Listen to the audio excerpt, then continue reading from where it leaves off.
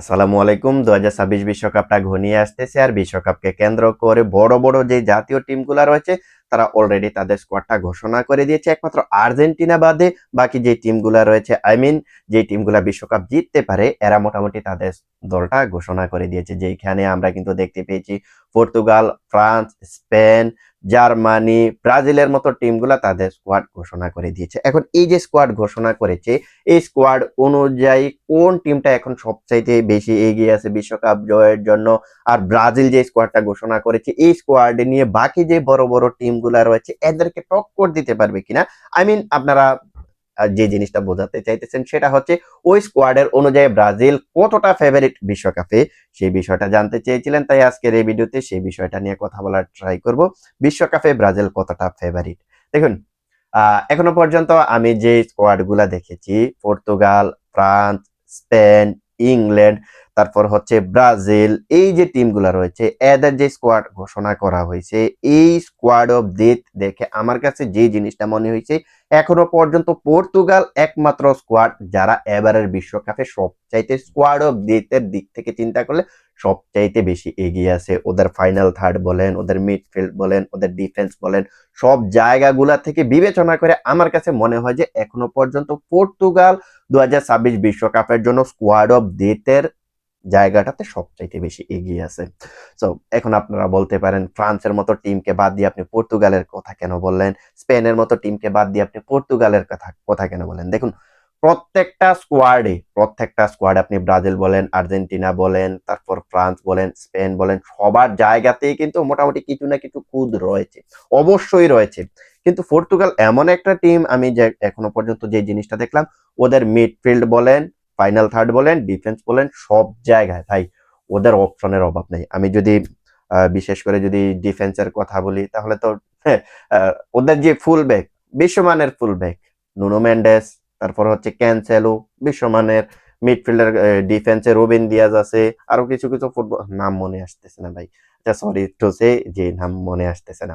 So এরপরে আমরা যদি মিডফিল্ডারের কথা বলি, বুনো ফার্নান্দেসের মতো ফুটবলার রয়েছে, সিলভার মতো ফুটবলার রয়েছে, নেবেসের মতো ফুটবলার রয়েছে, ওদের মিডফিল্ডও কিন্তু বেশ স্ট্রং। সেই সাথে আপনি যদি এখন ফাইনাল থার্ডের কথা বলেন তাহলে তো ক্রিস্টিয়ানো রোনালদো, রাফায়েলিও, ফেলিক্সের মতো ফুটবলার, বুঝতেই পারতেছেন যে ওদের স্কোয়াড অফ ডেথ কিন্তু মোটামুটি বেশ ভালো। আমরা যদি এরপরের টিমটার কথা বলি তাহলে সেটা হচ্ছে আপনার আসতে পারে আহ স্পেন, অবশ্যই স্পেন। আপনি এখন বলবেন যে ফ্রান্সকে কেন আনতেছেন না, ফ্রান্সের বিষয়টা একটু পরে আসতেছি। স্পেনের এই মুহূর্তে সবচাইতে সবচাইতে বেশি স্ট্রংগেস্ট জায়গাটা তো হচ্ছে ওদের মিডফিল্ড, এবং ওরা যে মিডফিল্ডটা ঘোষণা করছে ওয়ান অফ দ্য বেস্ট, এই মুহূর্তে স্পেনের মিডফিল্ডের সঙ্গে কোনো জাতীয় টিমের মিডফিল্ডকে আপনি মিলাতে পারবেন না। ওদের মিডফিল্ড বেস্ট স্ট্রং। সেই সাথে ফাইনাল থার্ডও কিন্তু অনেকটা স্ট্রং। আপনি ফাইনাল থার্ডে লামিনে ইয়ামাল, তারপর হচ্ছে ফেরান তুরেন্স, পিক ফর্মে আছে, যদিও লেফট উইঙ্গার হিসেবে নিকু উইলিয়াম তেমন একটা ফর্মে নেই, তারপরেও ওদের ব্যালেন্স একটা স্কোয়াড ধরতে হবে। ডিফেন্সও কিন্তু মোটামুটি ভালো মানের নাম। আর গোলকিপারে তো ভাই পুরা উল্লে ফেলছে, রায়া আছে, গার্সিয়া আছে, উনাই সিমনে আছে। ওদের স্কোয়াড অফ ডেথ আপনি যদি পর্তুগালের পরে বিবেচনা করেন তাহলে স্পেনেরটা হচ্ছে স্কোয়াড অফ ডেথে 2 নম্বরে থাকবে। এরপরে যে টিমটা আসবে সেই টিমটা আপনি ফ্রান্সকে ধরতে পারেন, অবশ্যই ফ্রান্সকে ধরতে পারেন।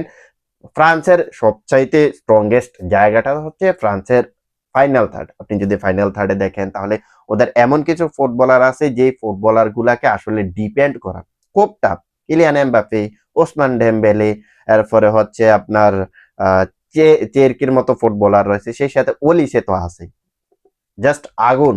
ওদের ডিফেন্স লাইনও মোটামুটি ভালো আছে, বাট সমস্যা যেটা হচ্ছে সেটা হচ্ছে ওদের মিডফিল্ড কিন্তু অনেকটা উইক। আপনি হয়তো আমার কথা বিশ্বাস করবেন না, বাট এখনো পর্যন্ত বাকি যে জাতীয় টিমগুলা তাদের স্কোয়াড ঘোষণা করেছে বিশ্বকাপের জন্য ফেভারিট, এদের মাঝে আমার কাছে এখনো পর্যন্ত মনে হয় যে সবচাইতে উইক মিডফিল্ড হচ্ছে ফ্রান্সের। এটা আপনি মানেন বা না মানেন, আমি যে জিনিসটা মনে করি সেটা কিন্তু বলো। ব্রাজিলের কথা যদি চিন্তা করেন, ব্রাজিলের চাইতেও কিন্তু অনেক গুণ মিডফিল্ডে ফ্রান্স উইক, অনেকটাই উইক। মিডফিল্ডে কে কে আছে আপনি দেখতে পারবেন যে রাবিউটের মতো মিডফিল্ডার রয়েছে, কন্তের মতো মিডফিল্ডার রয়েছে, টুয়েমিনের মতো মিডফিল্ডার রয়েছে। এই টিমটাতে আপনি যদি টুয়েমিনিকে ছাড়া যদি বাকি মিডফিল্ডার গুলার দিকে ফোকাস করেন, আহামরি যে ভালো মানের মিডফিল্ডার সেটা না। আপনি কন্তের নাম বলতে পারেন, কোনতে একটা সময় পিক ফর্মে ছিল, এখন মোটামুটি বয়সটাও হয়ে গেছে। তিনি যে আগের মতো সার্ভিস দিবে সেটা আপনি বলতে পারবেন না। তার ডিফেন্সিভলি জায়গাটা থেকে হয়তো প্রত্যেকটা ম্যাচে হয়তো আপনি তার কাছ থেকে ভালো পারফরমেন্স পাবেন না, কিছু কিছু ম্যাচে পাবেন, বাট বয়স হয়ে গেছে, আমার কাছে মনে হয় না যে এই মিডফিল্ডের সেটআপটা ফ্রান্সের এবার কাজ করবে। কেন কাজ করবে? কাজ করবে না, কেন কাজ করবে না? দেখুন, গত বিশ্বকাপে কিন্তু আমরা গ্রিজম্যানের মতো একজন প্লে মেকারকে দেখতে পাইছি, যিনি কিনা অনেকটা ফরওয়ার্ড হয়েও ডিপে নেমে বলগুলা ক্যারি করে, তারপর হচ্ছে মিডফিল্ড থেকে বলগুলা সাপ্লাই দিত, প্লে মেকারের মতো কাজ করতো। বাট এবারের যে ফ্রান্স, এবারের ফ্রান্সে কিন্তু আপনি তেমন ভালো মানের প্লে মেকার দেখাইতে পারবেন না। হ্যাঁ, সাইরকিকে হয়তো দেখাইতে পারবেন, বাট আমার কাছে মনে হয় না যে ওই গ্রিজম্যানের মতো যে সার্ভিসটা, সেই সার্ভিসটা সে ফ্রান্সকে দিতে পারবে, আমার কাছে মনে হয় না। সো এটা হচ্ছে মোটামুটি ফ্রান্সের অবস্থা।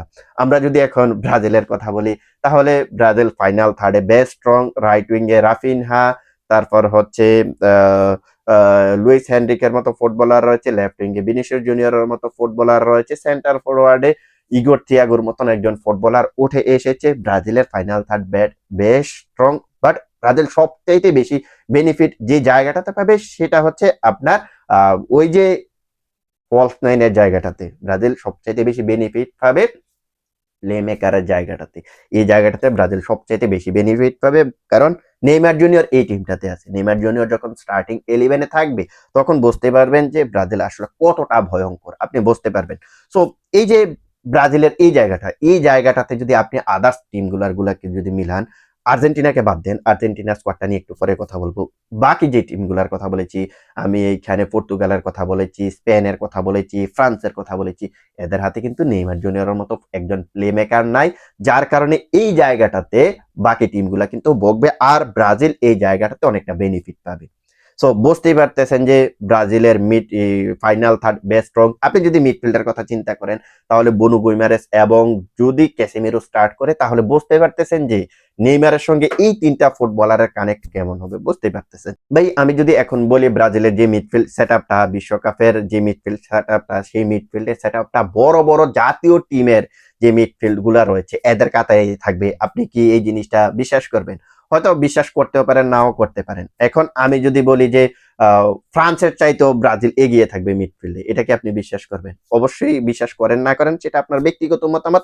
বাট আমি যে ফুটবলার গুলার কথা বললাম ফ্রান্সের, এদের সঙ্গে যদি ব্রাজিলের মিডফিল্ড সেটআপটাকে যদি মোটামুটি আপনি যদি কম্পেয়ার করেন, তাহলে দেখতে পারবেন যে অবশ্যই ব্রাজিলের মিডফিল্ড সেটআপটা এই মুহূর্তে এগিয়ে আছে। কারণ ফ্রান্সের যে জায়গায় আপনার কোন্তের মতো ফুটবলাররা খেলে, সেই সাথে আপনার চুয়েমিনের মতো ফুটবলাররা খেলবে, রাবিওর মতো ফুটবলার খেলবে, সেই জায়গাটাতে ব্রাজিল খেলাবে হচ্ছে ক্যাসিমিরো এবং বুনো গুইমারেসকে, যারা এখন ক্লাব এবং জাতীয় দল দুই জায়গায় কিন্তু পিক ফর্মে আছে। সো বুঝতেই পারতেছেন। সো এই জায়গাটাতে আপনাকে অবশ্যই মানতে হবে যে ব্রাজিলের যে মিডফিল্ড সেটআপটা সেটা মোটামুটি ভালো। তারপর হচ্ছে সাবস্টিটিউট হিসেবে যারা নামবে ওই জায়গাটাতে আপনি দেখতে পারবেন যে দানিলোর মতো ফুটবলার খেলবে, তারপর হচ্ছে ফাবিনহোর মতো ফুটবলার, যদিও বয়স হয়ে গেছে, বাট আমার কাছে মনে হয় যে ফাবিনহো বিশ্বকাপে ভালো সার্ভিস ব্রাজিলকে দিবে। সো বুঝতেই পারতেছেন যে ব্রাজিল এই জায়গাটা তো মোটামুটি ভালো একটা শেপে আছে। সো হ্যাঁ, ব্রাজিলের ফুল ব্যাকে অবশ্য সমস্যা আছে, এই জায়গাটাতেই ব্রাজিল মারাটা খাইতে পারে। ব্রাজিল ফাইনাল থার্ডেও মারা খাবে না, মিডফিল্ডেও মারা খাবে না, সেন্টার ব্যাগও মারা খাবে না, ব্রাজিল মারাটা খাইতে পারে দুই উইং দিয়ে। এই জায়গাটাতে ব্রাজিল উইক। আর এই জায়গাটাতে যদি আপনি ব্রাজিলকে যদি ভালো মানের যদি সার্ভিস যদি ব্রাজিলের ফুটবলাররা দিতে পারে, তাহলে বিশ্বকাপে যে ব্রাজিল ভালো করবে তাতে কোনো সন্দেহ নেই। সো মোটামুটি এটা হচ্ছে অন্যান্য টিমের সঙ্গে ব্রাজিলের কম্পেয়ার। এখন আমরা যদি আর্জেন্টিনার কথা বলি, তাহলে আর্জেন্টিনার এখনো স্কোয়াডটা ঘোষণা করা হয়নি, তবে আমরা জানি কেমন হইতে পারে। আমরা জানি মেসি, আলভারেস, লাউতারো মার্টিনেসকে নিয়ে আর্জেন্টিনার ফাইনাল থার্ডটা হবে, সেই সাথে নিকু পাজের মতো ফুটবলার থাকবে। নিকু পাজ, হয়তো আপনারা যারা রাইভেল আছেন তারা হয়তো এই ফুটবলারটাকে চিনেন না। অনেকে চিনেন না, অনেকে চিনেন, যারা নিয়মিত ফুটবল দেখেন তারা চিনেন, কারণ রিয়াল মাদ্রিদের ফুটবলার, একটা সময় রিয়াল মাদ্রিদে খেলতো, তারপর হচ্ছে কোমোতে গেছে, ওইখানে গিয়ে দারুণ ছন্দে আছে। তো এই জায়গাটাতে আপনি দেখতে পারবেন যে আর্জেন্টিনার যে শক্তির জায়গাটা সেটা হচ্ছে ওদের ফাইনাল থার্ড এবং মিডফিল্ড। বিশ্বের এই মুহূর্তে যে বড় বড় জাতীয় টিমগুলো রয়েছে, ওই জাতীয় টিমের যে মিডফিল্ড সেট আপ গুলো রয়েছে, ওইখানে ওই মিডফিল্ডের সেট আপ যদি আপনি যদি একটা র্যাঙ্কিং করেন, ভালো মানের একটা র্যাঙ্কিং এ অবস্থানে আর্জেন্টিনার মিডফিল্ডও কিন্তু থাকবে।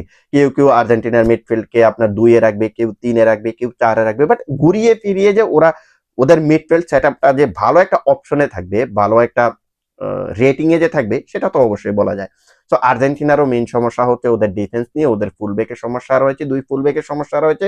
ওদের ডিফেন্সে মোটামুটি ভালো মানের অপশন আছে, ক্রিস্টিয়ান রোমেরো আছে, মার্কোস সেনিসের মতো ফুটবলার রয়েছে, নিকোলাস ওথামেন্ডিও গত বিশ্বকাপে ভালো করেছেন, যদিও লাস্ট কয়েকটা ম্যাচে আহামরি ভালো করতে পারে নাই, বাট ওগুলার ভুলগুলা শুধরে মনে হয় যে এবারের বিশ্বকাপে তিনিও ভালো সার্ভিস দিতে পারবে।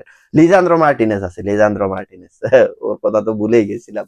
সো বুঝতেই পারতেছেন আর্জেন্টিনা মোটামুটি বেস্ট ফেভারিট। আর্জেন্টিনা এবং ব্রাজিলের মেইন সমস্যাটাই হলো ফুলব্যাক, যেখানে বাকি বড় বড় টিমগুলো ফুলব্যাকের জায়গাতে অনেকটা এগিয়ে আছে, সেই জায়গায় ব্রাজিল এবং আর্জেন্টিনা অনেকটা পিছিয়ে আছে। তো এটা হচ্ছে মোটামুটি আলোচনা। সবকিছু মিলিয়ে এবারের বিশ্বকাপে আমি ফ্রান্সকে যতটা ফেভারিট মনে করেছিলাম বিশ্বকাপের আগে, বাট স্কোয়াড ঘোষণা করার পরে আমার কাছে মনে হয় না যে ফ্রান্স আগের মতো সেই ফেভারিটের লিস্টের তকমাটা ধরে রাখবে, আমার কাছে মনে হয় না। ফুটবলে তো যে কোনো মোমেন্টে যে কোনো কিছু হইতে পারে, বাট স্কোয়াড দেখে আমি বললাম আর কি। সেই সাথে ব্রাজিলকে আমরা ওই বড় বড় জাতীয় টিমগুলা ঘোষণা করার আগে আমরা ব্রাজিলকে যতটা উইক মনে করেছিলাম তার চাইতে এখন কিছুটা হলো স্ট্রং আমার কাছে মনে হইতেছে। সো আমাকে যদি প্রেডিক্ট করতে বলেন তাহলে স্পেনকে আমি 1 নম্বরে রাখবো। স্কোয়াড অফ ডেথের কথা চিন্তা করলে পর্তুগালকে 1 নম্বরে রাখা যায়, বাট আমি পর্তুগালকে 1 নম্বরে রাখবো না। স্পেনকে আমি 1 নম্বরে রাখবো, 2 নম্বরে পর্তুগালকে রাখবো, 3 নম্বরে আমি ফ্রান্সকে রাখতে চাই। আবার 4 নাম্বার এবং 5 নাম্বারের জায়গাটা যদি হিসেব করেন তাহলে এই জায়গাটা কিছুটা ডিফিকাল্ট। এই জায়গাটাতে ব্রাজিল এবং আর্জেন্টিনাকে নিয়ে রাখতে হবে। সো মেসি বলেছিল যে ব্রাজিলকে বিশ্বকাপের ফেভারিটের তালিকায় 3 নম্বরে রাখবেন, যদিও এটা মেসির কথা আপনি ফেলতে পারবেন না, বাট আমার কাছে মনে হয় না যে ব্রাজিলকে 3 নম্বরে রাখা উচিত হবে। এই জায়গাটাতে ব্রাজিলকে 4 নম্বরে রাখলাম, আর্জেন্টিনাকে মোটামুটি 5 নম্বরে রাখলাম। আর আর্জেন্টিনাকে 5 নম্বরে রাখার রিজন এটা লিওনেল মেসিও বলেছেন, এবারের বিশ্বকাপে তারা এত একটা ফেভারিট না যতটা গতবার ফেভারিট ছিলেন। তো সেই অনুযায়ী বললাম আর কি। But 4 number, 5 number, 1 number, 2 number এইগুলার কোনো ভিত্তি নেই। বিশ্বকাপে আপনি ভালো করতে পারবেন তো আপনি ট্রফি ঘরে তুলতে পারবেন। সেখানে র্যাঙ্কিং এ 1 2 3 4 5 এগুলো হিসাব করলে হয় না। যদি এরকমই যদি হিসাব হইতো গতবার ব্রাজিলে কিন্তু বিশ্বকাপটা নিত, বাট নিচে কে আর্জেন্টিনা। এমনটাই যদি হইতো তাহলে মরক্কো সেমিফাইনাল পর্যন্ত যাইতে পারতো না, বুঝছেন? এমনটাই যদি হইতো তাহলে ফ্রান্সই কিন্তু বিশ্বকাপটাও নিয়ে যেতে পারতো, কারণ ফ্রান্সও কিন্তু হট ফেভারিটের তালিকায় গতবার ছিল। গতবার হট ফেভারিটের তালিকায় ব্রাজিল 1 নম্বরে ছিল, ফ্রান্স 2 নম্বরে ছিল, তারপর হচ্ছে আর্জেন্টিনা 3 নম্বরে ছিল। তো শেষ পর্যন্ত আর্জেন্টিনা বিশ্বকাপ নিয়ে গেছে। আবার মরক্কোর মতো টিমগুলোও কিন্তু পর্তুগালের মতো স্পেনের মতো টিমকে বিদায় করে দিয়েছিল। তো এইগুলার কোনো ভিত্তি নেই, 1 2 3 নম্বরে কে থাকলো না থাকলো এগুলার কোনো ভিত্তি নেই। আপনাকে যে জিনিসটার দিকে ফোকাস রাখতে হবে সেটা হচ্ছে মাঠের ফুটবলে কারা কেমন খেলতেছে সেটার দিকে ফোকাস রাখতে হবে। আর ওইটার বেসিসে কিন্তু আমরা এন্ড অফ দ্য ডে তে দেখতে পাবো কারা চ্যাম্পিয়ন। তো এই ব্যাপারে আপনাদের মতামত কি সেটা কমেন্ট সেকশনে জানাতে পারেন। আশা করি যে রিভিউটা আমার কাছ থেকে চেয়েছিলেন সেটা মোটামুটি আপনারা পেয়ে গেছেন। দ্যাটস ইট, আল্লাহ হাফেজ।